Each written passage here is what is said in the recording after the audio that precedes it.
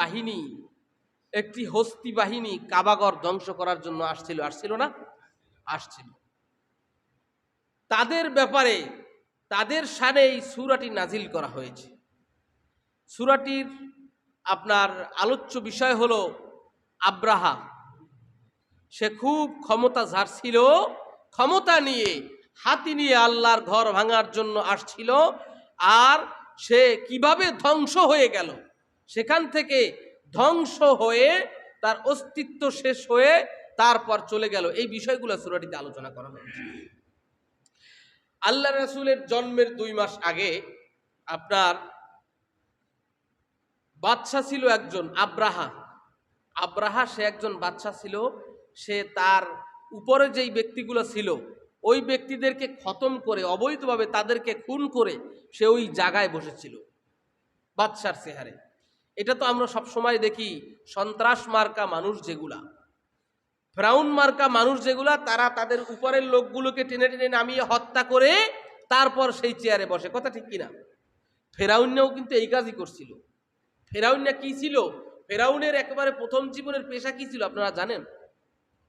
ফেরাউন কিন্তু কবরস্থানের দারোয়ান ছিল, সেইখান থেকে সে প্রেসিডেন্ট। তার বন্ধু ছিল হামান টাক। এই হামান টাক তারে বুদ্ধি দিয়ে দিয়ে এই লাইনে আনছে। বাদশাহ হইতে হইতে হইতে গিয়ে আর বাড়াইতে বাড়াইতে শেষ পর্যন্ত মাথাটা যখন ডিস্টার্ব হয়ে গেছে, তখন আমি আল্লাহ আস্তাগফিরুল্লাহ। যখন মাথাটা ডিস্টার্ব হয়ে গেল, পাগল হয়ে গেল, তখন বলে আনা রব্বুকুমুল আলা।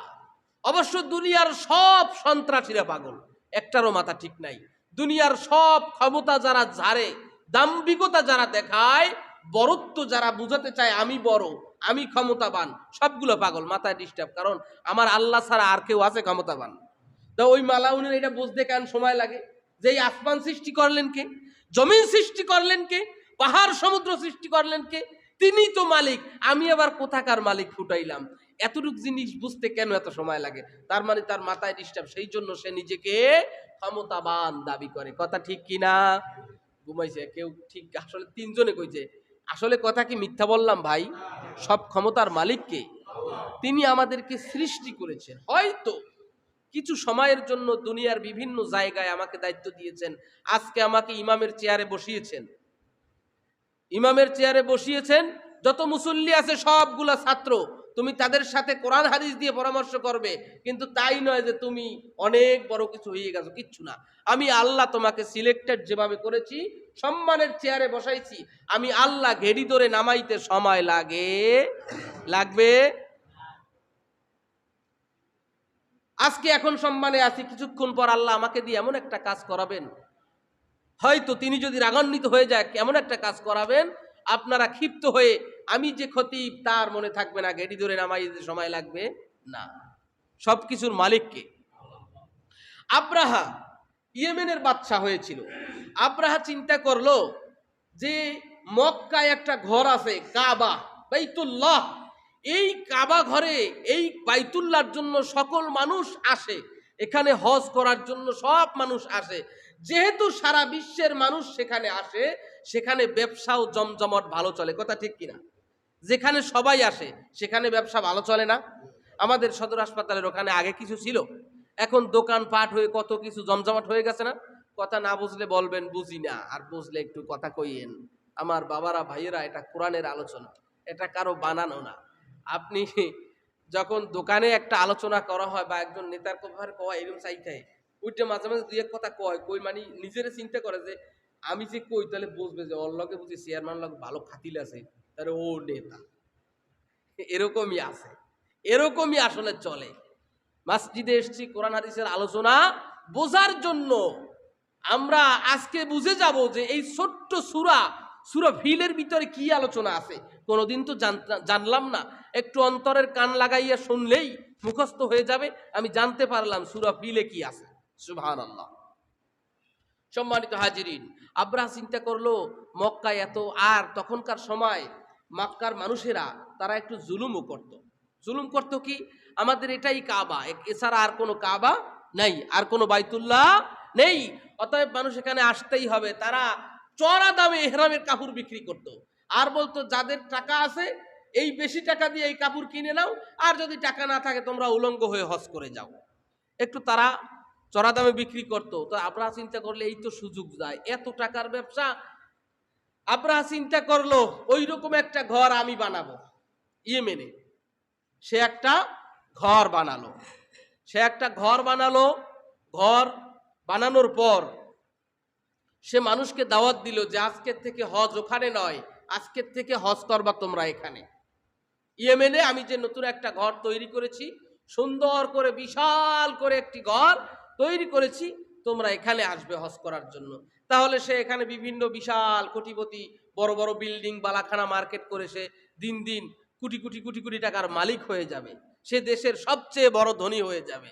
আসলে মূর্খদের লোভ তো এরকমই থাকে, মূর্খদের চিন্তা ভাবনাটা এরকমই থাকে। কেন আসে আপনার ভিতরে যে আমি এলাকার সবচাইতে বড় ধনী হইতে পারতাম? আপনি কি নিতে পারবেন? ওইটাই তো আর আপনারে খাইছে, ওই সম্পদ আপনাকে খেয়ে দেবে। আপনি যখন কোটি টাকার সম্পত্তি রেখে কবরে চলে যাবেন, আপনার সন্তান ওই টাকা নষ্ট করবে, যত বেহায়াপানা, খারাপ কাজে বিভিন্ন জায়গায় ওই টাকা দিয়ে সে ক্ষমতা দেখাবে, বাহাদুরি দেখাবে। আল্লাহ পাক রব্বুল আলামিন তোমাকে কবর আযাবে গ্রেফতার করবে। ওই বান্দা, সম্পদ দিয়েছিলাম আমি আল্লাহর পথে, যদি তুমি এই ব্যয় করো নাই, টাকাগুলো ব্যয় করো নাই, সম্পদের পাহাড় বানাইছো, হিসাব করে করে টাকাগুলো তুমি জমাইছো, আর আজকে সেই তোমার টাকাগুলি, তোমার অর্জিত টাকাগুলি বেপথে ব্যয় হচ্ছে। খবরদার, এখন তুমি কোথায় যাবা? কি বলবেন? الذين يؤمنون بالغيب ويقيمون الصلاة ومما رزقناهم ينفقون। আল্লাহ রাব্বুল আলামিন বলছেন, যারা আমার উপরে ঈমান এনেছে, গায়েবের উপরে আমি আল্লাহকে দেখি নাই, আমার উপরে তারপরও ঈমান এনেছে, ওয়ায়ুকিমুনাস সালাতা, সালাত কায়েম করেছে, ওমিম্মা রাযাকনাহুম ইউনফিকুন, আমি আল্লাহ তাদেরকে যা দিয়েছি তা থেকে ব্যয় করেছে। কি সুন্দর কথা আল্লাহ বলেছেন, অমিম্মা রাযাকনাহুম ইউনফিকুন, আমি আল্লাহ যে রিজিক তাকে দিয়েছি সেই রিজিক থেকে নিজেও খাইছে, আল্লাহর পথেও ব্যয় করেছে, তারাই হলো মুমিন। সুবহানাল্লাহ। তারা কি ভাই, ঘুমাইয়েন না, তারা কি মুমিন? তারা কি? আপনি টাকা ইনকাম করলেন, টাকা তো দিছে আপনার আল্লাহ, আপনি জীবনদারে ব্যয় করলেন মাত্র একটা জামা গায়ে দিয়া, এক জোড়া জুতা পাই দিয়া, এরপরে একটু একটু একটু একটু করে সম্পদের পাহাড় করে ছেলে মেয়ের জন্য আপনি ওইটা করতে করতে বুড়া, আপনার জীবন শেষ। নিজে খাইতেও পারলেন না, শান্তিও ভোগ করতে পারলেন না। হযরতে মালাকুল মউত সামনে এসে দাঁড়ালো, কবরে চলে গেল। এইবার যত ফেরেশতাগো, যত পিটানি আছে সব আপনার উপরে পড়বে। এজন্য কি সম্পদ গড়বেন না? হ্যাঁ গড়বেন। নিজে খাবেন, আল্লাহর পথে ব্যয় করবেন। নিজে খাবেন, আল্লাহর পথে ব্যয় করবেন। আর কখনো সম্পদের লোভ করা যাবে না। লোভ মানুষকে ধ্বংস করে দেয়। লোভ মানুষকে কি করে? ধ্বংস করে দেয়। আমার বন্ধুগণ, আব্রাহা এই চিন্তা ভাবনা করার পর একটি ঘর বানাইলো, সবাইকে দাওয়াত দিল হজ করার জন্য। এরপর মক্কার যুবকেরা খেপে গেল যে তোর কত বড় সাহস, মক্কার পরিবর্তে তুই ঘর বানাও, আল্লাহর ঘরের পরিবর্তে তুই একটা ঘর বানাও। মক্কার যুবকেরা একদল চলে গেল ইয়েমেনে, সেই আব্রাহার সেই বানানো ঘরে। সেখানে গেল, চলাফেরা করতেছে, খাইতেছে, দেখতেছে। তারা এমন একটা ভাব ধরে গেল যেন মনে হচ্ছে তারা সেই ঘরের প্রতি খুব আকৃষ্ট, এরকম একটা ভাব ধরলো। এরপরে সুযোগ খুঁজতেছে, হঠাৎ করে যখন রাত্র হলো, তারা এই ঘরের ভিতরে ঢুকে তারপরে প্রস্রাব পায়খানা করে, মলমূত্র ত্যাগ করে সব কিছু বাইকে জুকে তুই চলে আসি। আর ওই ঘরটারে তোর এত বড় সাহস, আল্লাহর ঘরের বিরুদ্ধে তুই একটা ঘর বানাইছো, তুই আবার কাবা শরীফ বানাইছো। এরপরে এই খবর যখন আব্রাহার কানে গেল,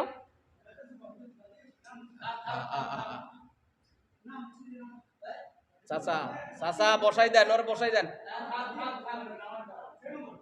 থাক।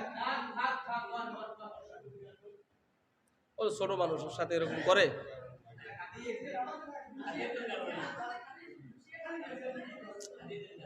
আরে আস্তে থামো, গাদে সেটা না, মসজিদে নামার পরে করবো।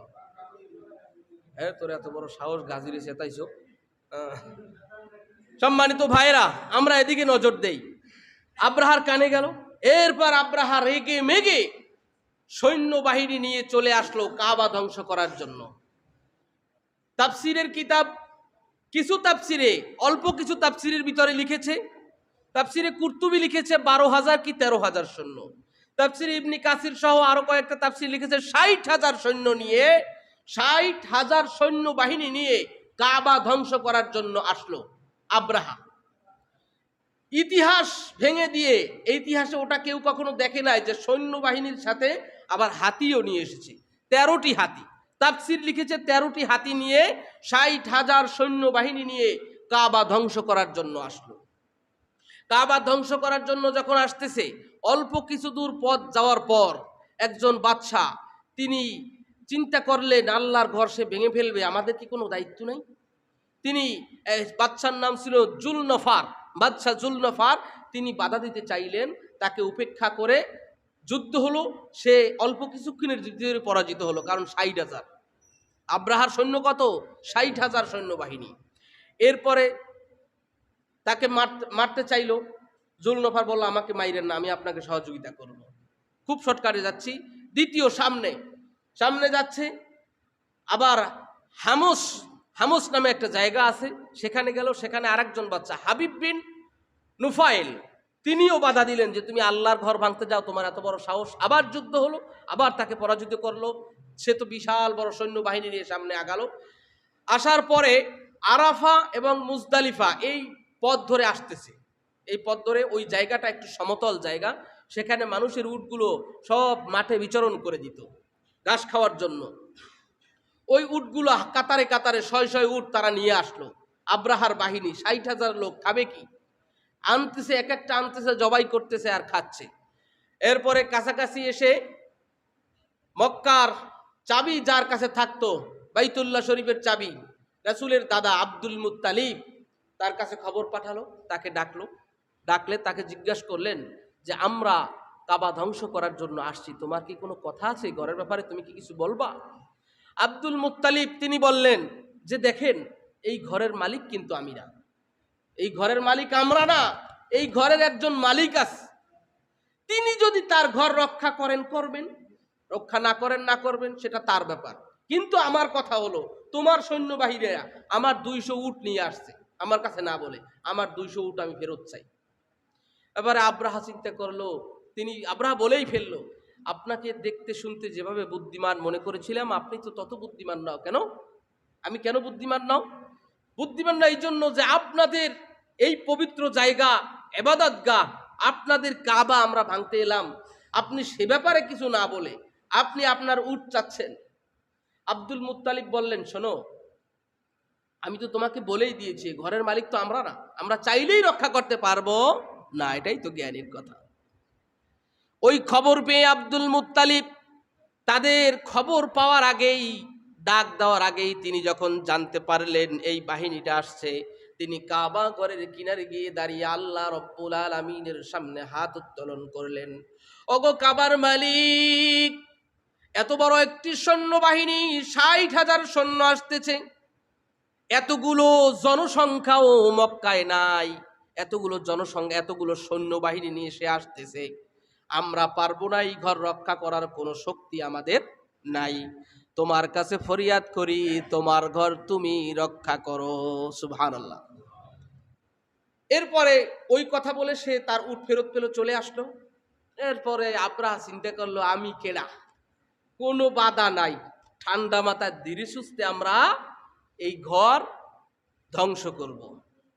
রাত্রে যখন তারা তাবু গাড়লেন, ধ্বংস করার চিন্তা ভাবনা, তারা ওই কাবাগরের দেওয়ালে তারপরে রশি লাগিয়ে হাতিতে বেঁধে দিবে, হাতি টান দিবে, সব পড়ে যাবে, তাদের কৌশল চিন্তা ভাবনা।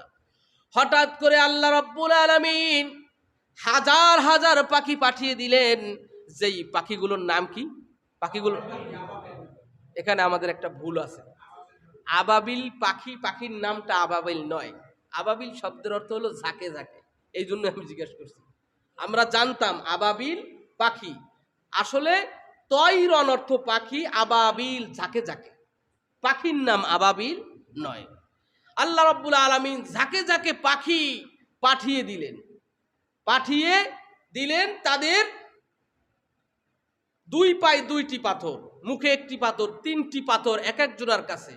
ঝাঁকে ঝাঁকে পাখি আসলো, এক একটা পাথর ফেললো, পাথর পড়ে এই যে হাতির উপরে যে মানুষ ছিল, মানুষ তো ধ্বংস হলো, হাতির ভিতর দিয়ে ভেদ করে মাটির ভিতরে ঢুকে গেল। এত পাওয়ারফুল, আল্লাহু আকবার, এত পাওয়ারফুল কঙ্কর তাদেরকে দিয়ে দিয়েছে। আল্লাহ রাব্বুল আলামিন পাঠিয়ে দিলেন। এরপরে সকালবেলা উঠে তারা দেখলো আব্রাহার বাহিনী ৬০,০০০ যা ছিল সব ছিন্ন বিচ্ছিন্ন হয়ে গেছে, কিচ্ছু নাই, সব শেষ, টুকরা টুকরা। তাফসীর ইবনে কাসির লেখে প্রত্যেকটা সৈন্যবাহিনীকে এমন ভাবে আঘাত করা হয়েছে, মনে হচ্ছে যেন তাদের প্রত্যেকটা গিরা গিরা আলাদা হয়ে গেছে, খুলে গিয়েছে। তাদের গায়ের গোশতগুলো, হাড্ডিগুলো এমন ভাবে অবস্থা করা হয়েছে, ফাজাআলাহুম কাআসফিম মাকুল, এমন ভাবে করা হয়েছে পশুগুলো যখন খাদ্য খায়, খাদ্য খাবার পরে ঘাস চাবাইতে চাবাইতে চাবাইতে চাবাইতে এমন অবস্থা করে ফেলে, ওই অবস্থার মতো মানুষগুলার অবস্থা হয়ে গেছে। সুবহানাল্লাহ, এত কঠিন গজব আল্লাহ রাব্বুল আলামিনের পক্ষ থেকে আসছে। সে ব্যাপারে রব্বুল আলামিন নবীজিকে বললেন, আলাম তারা কাইফা ফাআলা রাব্বুকা বিআসহাবিল ফিল। রব্বুল আলামিন বললেন, নবী হে, আপনি কি দেখেননি? আলাম তারা, আপনি কি দেখেননি? কাইফা, কেমন করে, ফাআলা করেছে, রব্বুকা, আপনার রব, বিআসহাবিল ফিল, হস্তি বাহিনীর সাথে, যারা বড় ক্ষমতা, বড় বড় ক্ষমতা জারিয়া হস্তি বাহিনী হাতি নিয়ে আসছে কাবা ধ্বংস করার জন্য, তাদের অবস্থাটা কি হয়েছে, আল্লাহ কি করছে আপনি কি দেখেননি? নবী তো তখন ছিল না, কিন্তু বলার উদ্দেশ্য কি? বলার উদ্দেশ্য হলো এই যে এমন কিছু ঘটনা আছে যেটা আপনাকে যদি কেউ বলে, সেটা অবশ্যই আগের থেকেই জানাশোনা হয়ে যায় যে এরকম একটা ঘটনা এখানে ঘটছে। এই জন্য আল্লাহ বলছে আপনি কি দেখেননি কি অবস্থা করেছে। এটা নবীকে বলে আমাদেরকে ইঙ্গিত করেছে যে সাবধান হয়ে যাও, আল্লাহ কি করতে পারে তোমরা তো জানো। আর সময় নেই, কথাও বলবো না। আল্লাহ রাব্বুল আলামিন যদি আমাদেরকে তৌফিক দান করে, আবার আগামী সপ্তাহে বলবো ইনশাআল্লাহ। আসসালামু আলাইকুম।